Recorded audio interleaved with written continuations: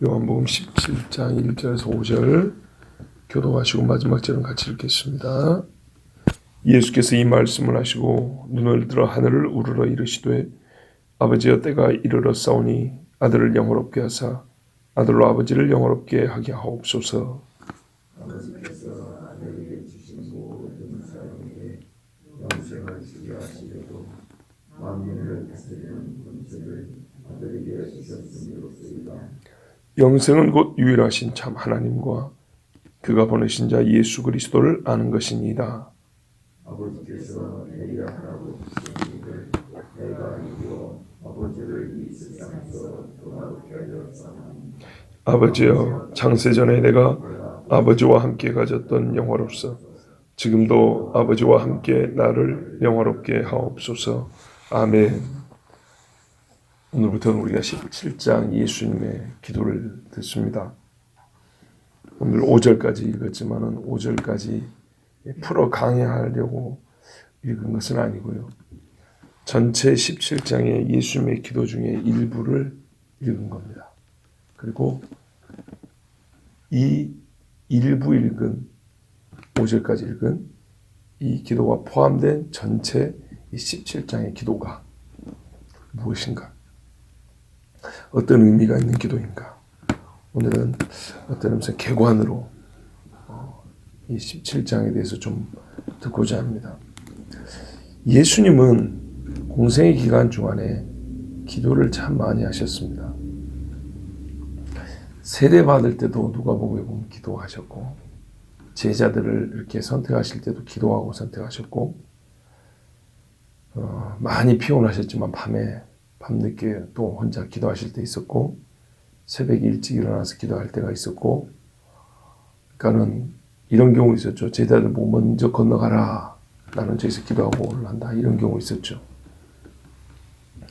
나사로 살릴 때 기도하셨고, 떡 떼어 나눠주실 때 기도하셨고, 성찬식 하면서 기도하셨고, 지금 성찬식 끝나고 기도하셨고, 십자가에서 숨 거두기 직전에 기도하셨어요. 아버지여 내 영혼을 아버지 손에 의탁하나이다. 그러니까는 시작부터 마지막까지, 공생의 삶의 시작부터 마지막까지 예수님은 기도하셨어요. 매 순간 기도하셨고, 우리가 보기에는 좀 작다 싶은 일도 기도하고 크다 싶은 일도 기도하고, 하나님의 중보자 이 사명을 맡은 종으로서 나를 보내신 자 아버지 앞에 늘 기도하고 일을 하셨어요. 항상 예수님의 기도는 당연한 얘기지만 정직하고 겸손하고 또 믿음이 있었고 거룩한 소망을 가지고 그렇게 기도했습니다. 믿음이 있었다는 여러분 예수님 자신이 하나님이라는 측면에서 보면 안 되고 이 땅의 육체를 가지고 사람의 모습으로서 드리는 말씀입니다. 그 많은 기도 중에 오늘 성찬을 마치고 십자가를 지기 전 그 사이에 한 이 기도를 우리는 보통 예수님의 대제사장적 기도 이렇게 표현합니다. 대제사장이 무엇을 하는 사람이냐 하면 중보자죠. 하나님 편에서 사람에게 말씀을 하시고 사람 편에서 하나님께 아뢰는 말씀을 전하고 이 양쪽을 손잡아주는 사람을 중보자라고 합니다. 그런 기도라는 뜻입니다. 그 말은 곧 예수님이 다른 기도는 나를 어떻게 해주시옵소서 이런 기도를 많이 하셨다면 또는 자기 사역을 위한 기도를 많이 하셨다면 이 기도는 본인 이야기가 없지는 않아요. 근데 본인 이야기는 하나의 이 기도의 목적, 즉 제자들을 위하여 하는 이 기도가 응답받기 위하여 또는 어떤 이 기도의 뭡니까? 신앙적인 그 합당한 근거로서 자기를 언급할 뿐입니다. 예를 들면 내가 중보의 일을 다 했지 않습니까? 그러면 그 결과 아버지가 처음에 약속하신 대로 나를 믿는 이 사람들은 이렇게 해주셔야 됩니다. 이들을 이렇게 해주십시오. 이 사람들 이런 식으로 해주십시오 할 때 근거로 내가 중보자의 직무를 다 하지 않았습니까? 그것을 아버지가 기뻐하셨기 때문에 나의 기도를 들어주셔야 합니다. 이 자녀들에게 당연히 이렇게 해줘야 됩니다. 그런 기도입니다. 그런 의미에서 자기 자신을 언급합니다. 그러니까 나에게 뭘 주세요. 나에게 뭘 주세요. 내가 지금 하고 싶은 건 뭡니다. 이게 아닙니다. 결과적으로 예를 들면 나사로를 살리는 것도 결국에는 나사로가 좋은 거죠. 근데 그때는 쉽게 표현하면 나사로가 좋은 거라도 하나님 제가 지금 나사로를 살리고 싶습니다. 제게 나사로를 살릴 수 있는 권능을 주세요. 나사로를 살려주세요. 이렇게 기도를 하죠. 이거는 자기가 지금 할 일이잖아요. 할 일. 지금 여기서 기도는 예수님이 지금 뭘 하겠다는 게 아니고 그렇죠? 뭘 지금 내가 할 거니까 결과적으로는 앞에 있는 사람한테 좋은 것이지만 내가 지금 하겠다는 게 아니고 지금까지 아버지와 나에 가고 있던 그 본질적인 신성의 일치와 그리고 아버지 앞에 내가 지금까지 살겠던 모든 것이 이제 종교로 된 거예요. 그거를 토대로 해서 중보자의 사명, 중보자로서 유일한 중보자로서 할 수 있는 궁극의 기도, 최종적인 기도를 하고 있다는 얘기입니다. 여러분 얼굴 보니까 영 난감한 표현이신데 봐보세요. 우리 권사님들이 자식을 위해 기도한다고요. 그죠? 나를 위해서 아니라 자식을 위해서 기도. 하나님 우리 아들 이렇게 해주세요 하지만 그게 중보자로서 할 수 있는 기도인가요? 중보자입니까? 권사님 본인이 하나님과 내 아들 사이에 대제사장 중보자냐고요? 아니죠. 그죠? 내가 뭘 했기 때문에 내가 이 자리에 중보자로 서 있기 때문에 하나님 내 아들한테 뭘 해줘야 된다. 이거 아니죠. 그런 거 아니라고요. 예수님 입장이 다르다고요. 내가 중보자로 서 있기 때문에 하나님 내가 중보자 일을 감당했으므로 이 사람들한테 당연히 이거 해주셔야 됩니다.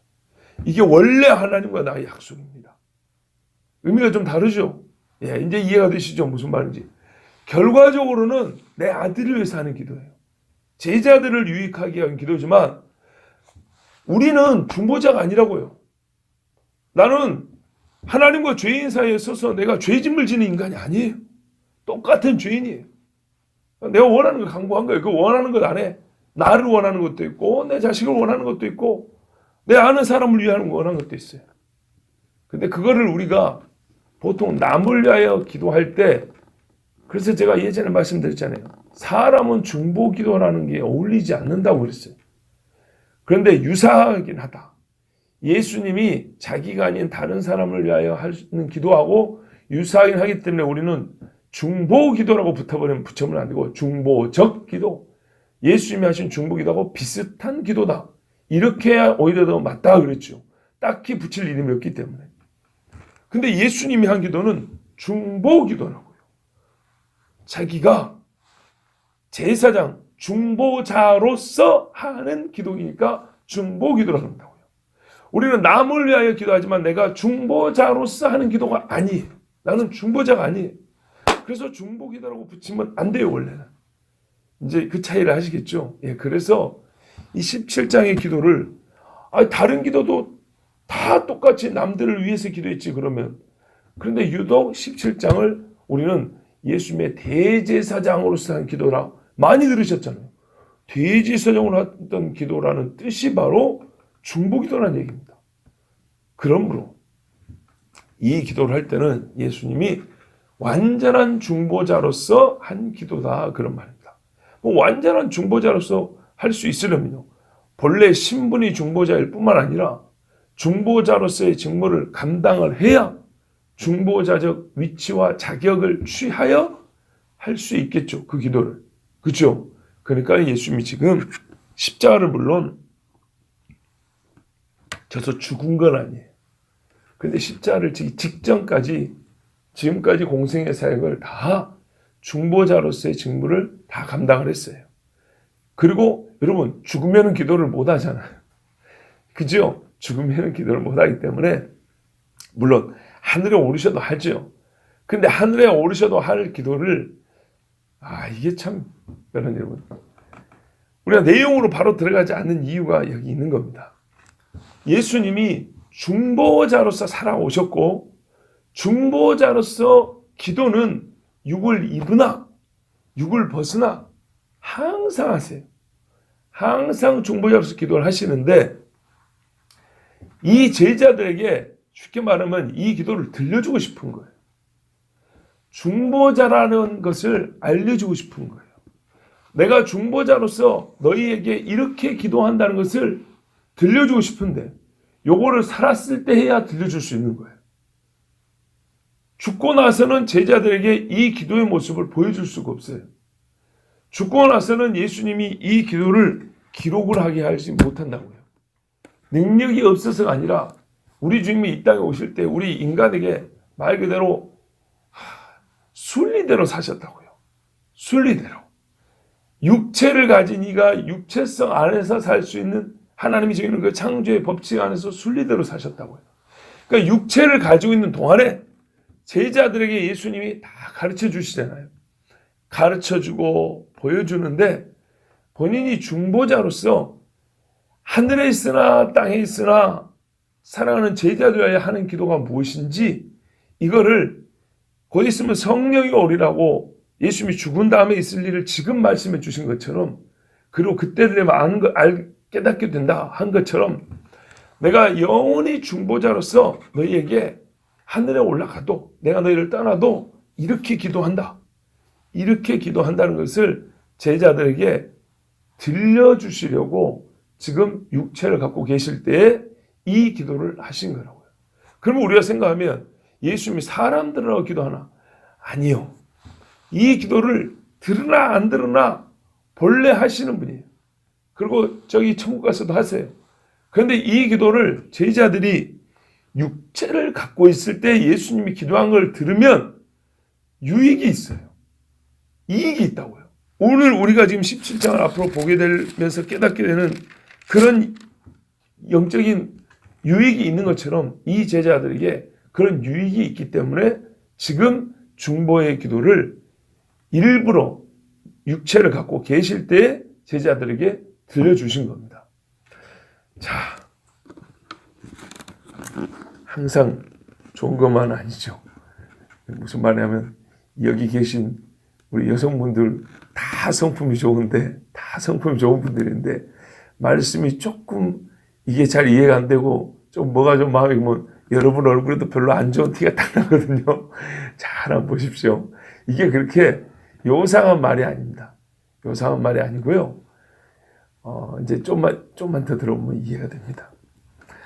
자, 예수님의 많은 기도 중에 이 기도같이 위대하고 장엄하고 아름답고 신비로운 기도가 없다고 우리보다 앞서 많은 신앙의 선배들이 이야기를 했습니다. 그 중에 한 사람만 예를 들면 이 칼빈의 신앙과 가르침을 받아가지고 영국 스코틀랜드에서 종교개혁을 했던 존 녹스라는 사람이 있습니다.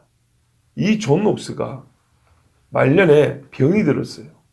병이 들어서 누워있는데 자기 힘으로 성경을 못 읽으니까 옆에 있는 사람한테 뭐라고 부탁했냐면 매일 요한복음 17장을 읽어달라고 그랬어요. 제가 조사해 보니까 그 사람만 한 게 아니고 루터의 직계제자였던 멜랑흐톤이라는 사람이 있어요.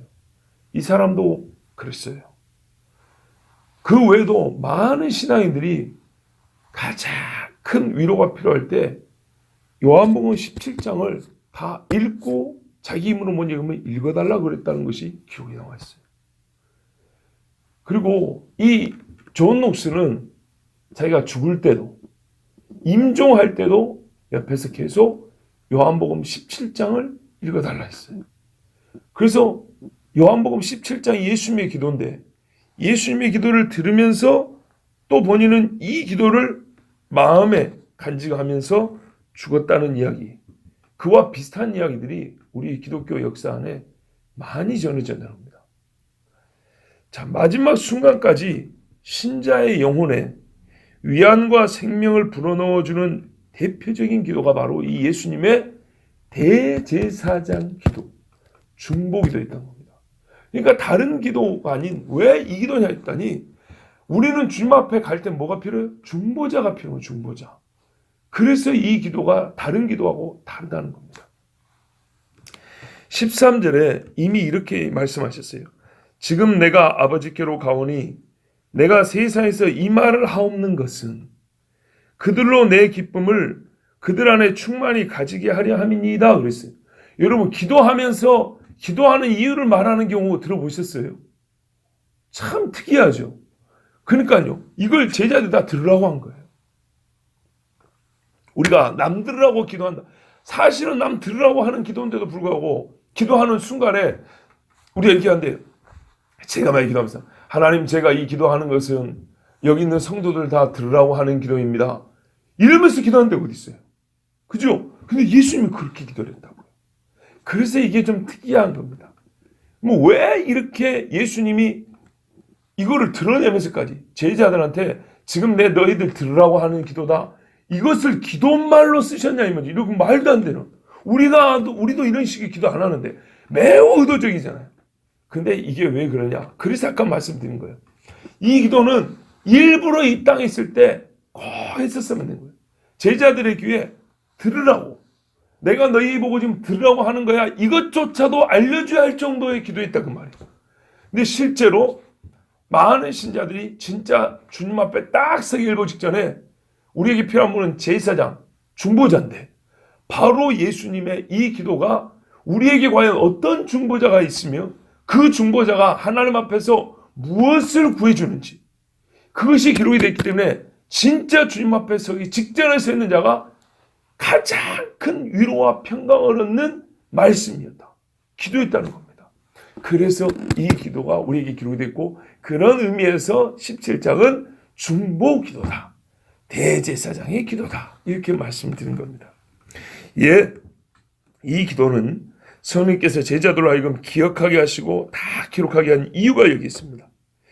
예수님의 수많은 기도 중에 이렇게 긴 기도가 다 기록된 적이 없어요. 예, 짤막짤막 짧게 있지만은 이 긴 기도를 기록하게 한 이유가 여기에 있는 겁니다. 이 기도말 그대로 생명을 얻게 하려 함입니다.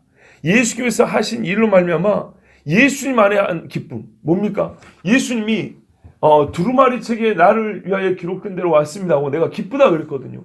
예수님이 이 중보의 사역을 감당할 때 기쁘다 그랬다고요. 바로 예수님이 이 사역을 감당하면서 기쁨을 가진 그 기쁨을 그 사역의 결과로 구원을 받는 우리도 똑같이 그 기쁨을 갖게 하려고 말씀을 기록했다는 겁니다. 그럼 우리가 이미 믿고 기쁜데 왜 또 기쁨이 필요합니까? 꼭 그렇진 않아요. 우리가 기쁘면서도 우리는 삶에서 순간순간 슬픔과 낙심에 빠지게 하고 특별히 죽음이 가까이 왔을 때 예수 믿는 사람도 어떻게 해요? 때로 불안해집니다. 그래서 정말 오실 그이가 당신입니까? 하고 세례요한처럼 부를 때가 있습니다. 분명히 여러분도 그럽니다. 우리도 그래서 스스로 솔직히 보세요. 내가 평안할 때 믿음이 있는데 정작 내가 죽는 일보 직전을 딱 상상만 해봐도 겁이 덜컥 나죠. 내가 진짜 죽으면 천국 갈 수 있을까? 그런 생각 나죠? 저도 그래요. 그런데 다시 생각을 고쳐먹죠. 그래 믿음 있지. 우리는 구원받지. 이러면서도 순간순간 겁이 확 들어온다고요. 그런 순간이 있었다 이 말입니다. 종교개혁자들조차도 그 위대한 목숨을 걸었던 사람들조차도 그때 정말로 필요한 기도가 뭐였냐? 바로 이 기도였다는 겁니다. 내가 너희를 이렇게 기도한다. 어떤 의미에서 이 기쁨을 동일하게 가지게 하려 함인가요? 다양한 차원이 있지만 말 그대로 중보기도이기 때문입니다. 자신을 위하여 아버지께 간구하는 말은 거의 없고 아까 말씀드린 대로 도리어 제자들을 위하여 탄원하는 기도로 가득 차 있습니다. 탄원하는 그리스도 자신의 중보 사역이 절대적으로 기초와 근거가 되어야 하고 예수님의 영원한 신성이 원인으로 작용하기 때문에 예수님과 아버지의 관계가 자주 언급되기는 하지만 직접적으로 자기를 위한 기도가 아니라 아버지와 나의 관계에 근거하여 이들에게 최종적으로 필요한 기도, 최종적으로 위하여 해줘야 될 기도가 바로 이 기도입니다. 뿐만 아니라 예수님의 중보기도는 이 땅에서 한 번으로 끝나지 않고 하늘에서 계속되고 있고 하늘에서 올리는 중보기도의 내용이 바로 지금 이 17장의 기도와 같기 때문에 우리가 끊임없이 예수님의 기쁨과 동일한 기쁨을 가질 수 있는 겁니다. 그래서 아나 핑크 목사님은 이 아까 제가 읽었던 13절을 이렇게 다시 풀어 말했어요. 이것들은 내가 예수님이 이런 뜻으로 말했다는 거예요. 이것들은 내가 하늘에서 하나님께 끊임없이 드릴 중보이다. 그러나 나는 이제 세상에서 너희가 듣는 가운데 이 중보를 한다.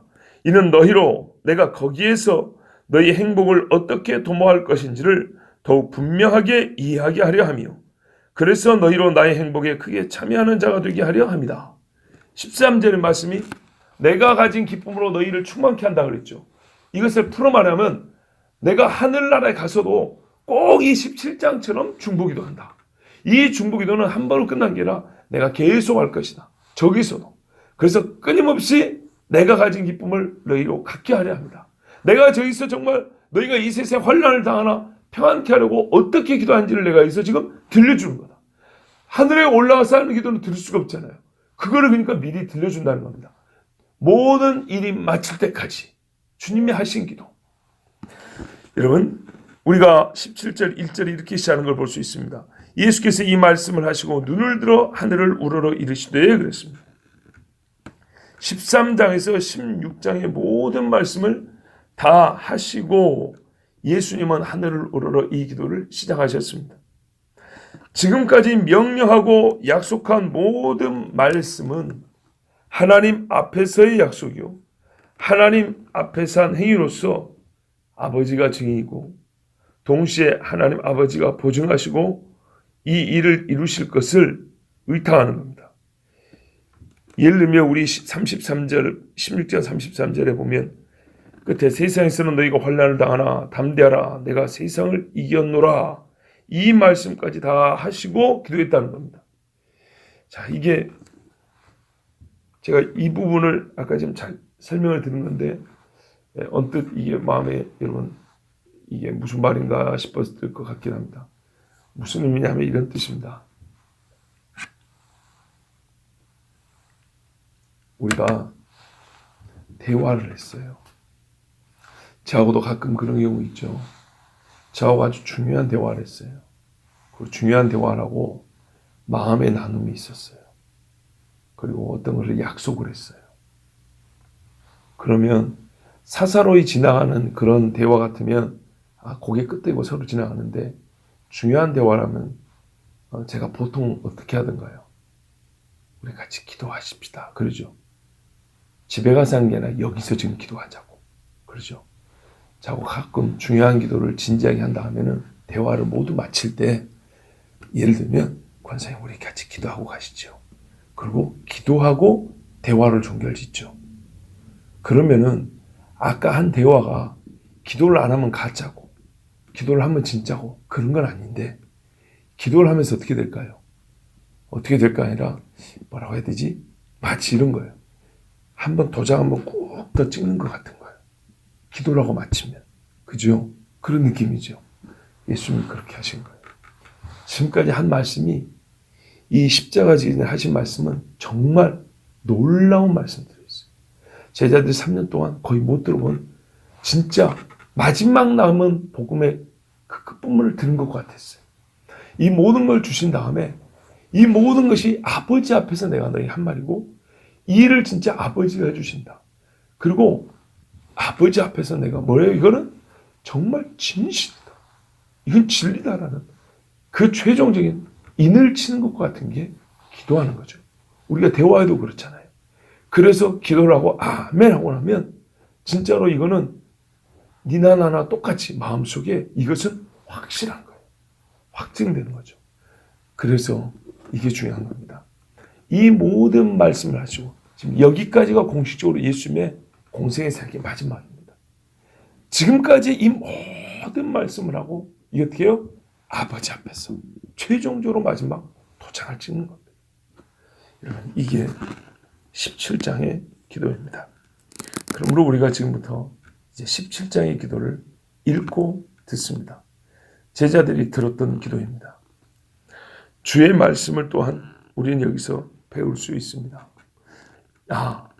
우리가 중보자는 아니지만 정말 중보적 기도를 할 때 예수님처럼 이렇게 기도해야 되겠구나 라고 배울 수도 있고 또 우리가 살면서 가장 심오하고 중요한 이야기를 할 때는 옛적의 사람들은 맹세를 했다고 하는데 우리는 예수님처럼 이렇게 기도로 맞춰야 되겠구나 라는 것도 배울 수 있고, 무엇보다도 지금과 같이 예수님이 이렇게 기도하신 것은 우리 안에 예수님이 가셨던 기쁨을 충만히 갖게 하려 함이라 그랬으니 지금도 예수님이 이렇게 기도하고 계시는구나, 이렇게 우리가 믿음을 가지고 이 말씀을 읽으면 우리 앞선 선배들이 그랬던 것처럼 우리도 주님 앞에 서는 그 순간까지 이 기도를 듣고 또한 떠올리면서 정말로 그 사람들과 같이 기쁨도 안식도 누릴 수 있습니다.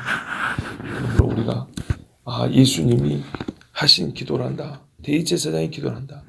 항상 제가 주의를 두는 것이 교리를 배울 때도 이신칭이라는 단어를 배운 게 교리를 배운 건 아닙니다.